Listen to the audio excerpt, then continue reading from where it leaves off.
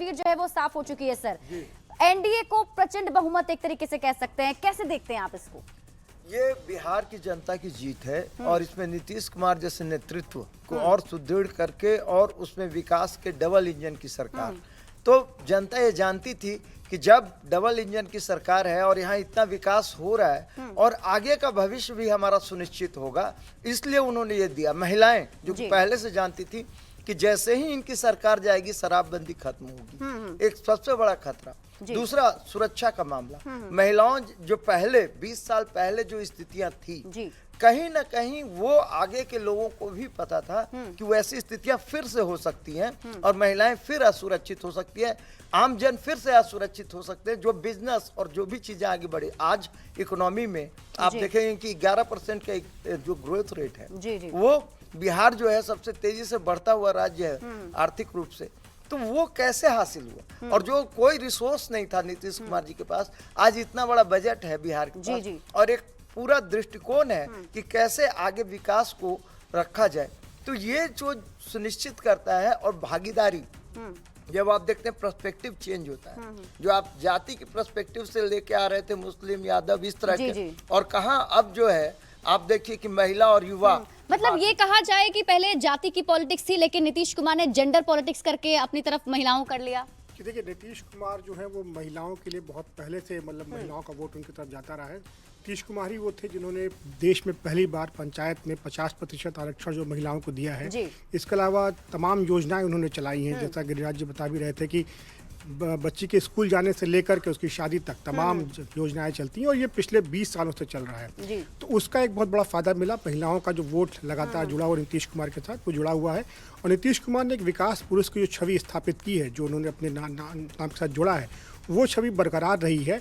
और चुनाव देखिए किस स्ट्रेटजी पर लड़ा गया। बीजेपी की पॉलिटिकल स्ट्रेटजी थी, अगर आप ध्यान दें कि अंत में चुनाव आते आते तक जो मुद्दा सबसे बड़ा हो गया था वो ये था कि जंगल राज वापस न लौट आए। तो जो मुद्दा 2005 में जब लालू यादव बाहर हुए थे और बीजेपी और जेडीयू एक साथ सत्ता में आए थे, वो मुद्दा 20 साल के बाद भी फिर से उठा, बरकरार रहा और उस मुद्दे पर लोगों ने वोट किया।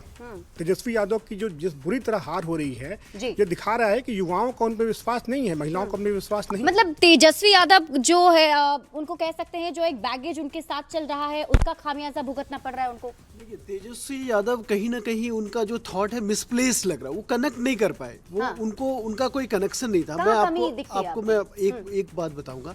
आपने ही आपके चैनल में भी चला था, एक आम महिला से आप इंटरव्यू कर रहे थे, आपके पत्रकार, उन्होंने बोला कि MY का मतलब बदल गया है। MY का मतलब उन्होंने बोला कि महिला और युवा। आप देखेंगे कि महिला की बात तो हो ही रही, उन्होंने सपोर्ट किया ही। युवा 13% युवा, ज्यादा युवाओं ने वोट दिया है। ठीक है, तो युवा क्या सोच के, भले बहुत चला कि बेरोजगारी है, पलायन है, फिर भी 13% युवाओं का वोट एनडीए को पड़ा है कहीं ना कहीं ज्यादातर। वो इस कारण क्या है? कारण आज हर युवा के पास मोबाइल है। ठीक है, युवा कनेक्ट करता है कि मोदी जी बाहर जा रहे हैं, ठीक है, हमारा देश चौथी इकोनॉमी बन गई विश्व में, ठीक है, इन चीजों पे उन्होंने ऑपरेशन सिंदूर देखा, तो युवा इन चीजों से उत्साहित है। युवा को ये लग रहा है कि अगर डबल इंजन की सरकार होगी तो कहीं ना कहीं, आज अगर हमारे यहाँ बेरोजगारी है, आज हमारे यहाँ फैक्ट्री नहीं है, पलायन है, तो कहीं ना कहीं ये एक ही रास्ता हो सकता है कि हम अगर दोनों सरकारें मिलकर काम करेंगी तभी इसका ये है, हाँ, इसका सोल्यूशन है। और एक बात और कहना चाहूँगा कि देखिए, ये जो सरकार है, नीतीश कुमार की सरकार जो बनेगी अभी, ठीक है, आप देखेंगे कि नीतीश कुमार के कद का नेता आपको नहीं दिखेगा। आप बताएं, अगर इनके जो दो उप मुख्यमंत्री भी हैं, उनका कद उनके बराबर कहीं नहीं है। ठीक है, या विपक्ष में तेजस्वी हैं, उनका कहाँ कद है? तो इसलिए नीतीश कुमार कहीं ना कहीं सस्टेन कर पाए और उन पे लोगों ने भरोसा किया। ठीक है, महिलाओं ने तो किया ही है, सभी बात कर रहे हैं महिलाएं, और महिलाएं बढ़ चढ़ के आई क्योंकि उनको सेफ बात। ऐसा नहीं कि पहले महिलाएं वोट देना नहीं चाहती थी, लेकिन पहले क्या होता था, मैं बताऊं, मैं भी वहीं से हूं, तो पहले क्या, बूथ पर पता नहीं धमाका हो जाए, भगदड़ मच जाए, डर लगता था उनको, इसलिए ज्यादातर महिलाएं वोट देने नहीं जा पाती थी। आज बिल्कुल सेफ है, इलेक्शन कमीशन ने भी अच्छा व्यवस्था किया है, तो इन सब का लाभ एनडीए को हुआ। नीतीश कुमार के लिए बहुत ही निर्णायक ये चुनाव माना जा रहा था, और नीतीश कुमार क्या, जिस तरीके से आप सामने आए हैं, जो कद जिसकी बात अभी कर रहे थे सर भी, तो क्या ये माना जाए बिहार में निरंतर नीतीश? अभी तो आपने देखा कि पूरी दुनिया इस बात को स्वीकार करती है कि एंटी इनकम्बेंसी अगर 1 साल 2 साल 3 बार तीसरी बार सरकार किसी की होगी तो एंटी इनकम्बेंसी काम करती है। पर नीतीश जी ने इस बात को डिफाई किया कि चौथी बार भी वो अपने कार्यकलाप से, अपने कामों से, उदाहरण के रूप में सुशासन की जो व्यवस्था जिसका जिक्र सभी लोग कर रहे हैं कि लॉ एंड ऑर्डर बेहतर स्थिति में था, महिलाएं जो है सुरक्षित थीं, मतदान केंद्रों पर जाकर उन्होंने इतनी प्रचुर मात्रा में मतदान किया, तो सुशासन की वो व्यवस्था जो लगातार बेहतर होती जा रही है बिहार में, जिसका अनुभव महिलाओं ने पहले भी किया था, तो ये लगातार बेहतर होने की स्थिति उनका एक बहुत बड़ा मानक रहा नीतीश जी का उनके वापस आने का। दूसरा एक बहुत बड़ा मानक उनका रहा कि उन जो विकास के काम भी देखा हैं बिहार, अगर आप 10 साल पहले गई हो, 10 साल के बाद जाइएगा तो बिहार की तस्वीर जो है वो पूरी तरह नहीं बदली, लेकिन बहुत बड़ी तस्वीर बदली है। तो वो भी वहाँ भी एक जो है वो प्रोग्रेशन में जा रहा है, आगे बढ़ रहा है, विकास आगे बढ़ रहा है और धीरे धीरे वो अब बड़ी गहराई ले रहा है। जैसे उदाहरण के रूप में इंडस्ट्री भी अब आना शुरू हो गई हैं, रोड अच्छे हो गए हैं, बाकी सारे जो हैं जो इंडस्ट्रियल इनपुट्स होते हैं वो बेहतर हो रहे हैं। वो उनका दूसरा बड़ा मानक है।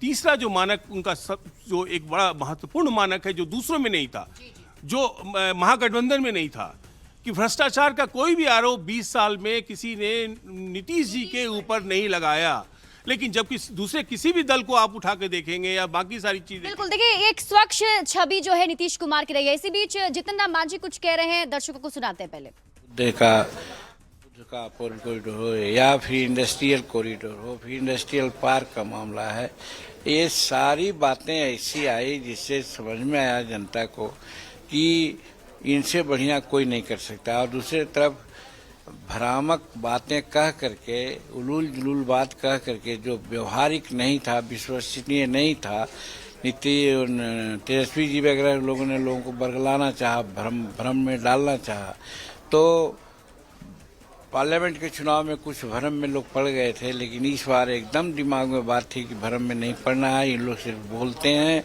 इन लोग का कुछ बखत नहीं है। और इसी के आधार पर जितना हम लोग सोचते नहीं थे उससे ज़्यादा प्रतिशत में उन लोगों ने वोट दिया और रिजल्ट आपके सामने है। सर, बड़े भाई और छोटे भाई की भूमिका के साथ साथ में चाचा भतीजा ने भी कमाल किया, इस पे क्या कहेंगे?